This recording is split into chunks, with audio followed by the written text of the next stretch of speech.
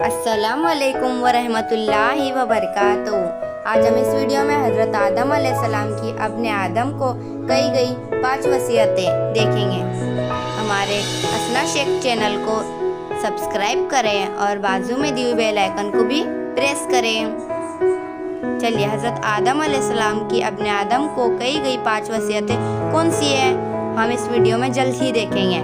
सबसे पहले देखते हैं पहली, किसी के कहने में आकर कोई काम नहीं करना, क्योंकि हमने शैतान के कहने में आकर गंदम का दाना खाया और जन्नत से उतरने का हुक्म हुआ। चलिए अब हम देखते हैं दूसरी, औरत के मशवरे पर कभी अमल नहीं करना, क्योंकि मैंने भी हव्वा के कहने में आकर गंदम का दाना खाया। चलिए अब हम देखते हैं तीसरी, लालच में आकर कोई काम नहीं करना, क्योंकि शैतान ने हमें हमेशा बाकी रहने वाली ज़िंदगी का लालच दिया और हमने गंदम का दाना खा लिया। चलिए अब देखते हैं चौथी, जो काम करने से तुम्हारे दिल में खटका पैदा हो वो काम नहीं करना, क्योंकि गंदम का दाना खाते वक्त मेरे दिल में खटका पैदा हुआ था।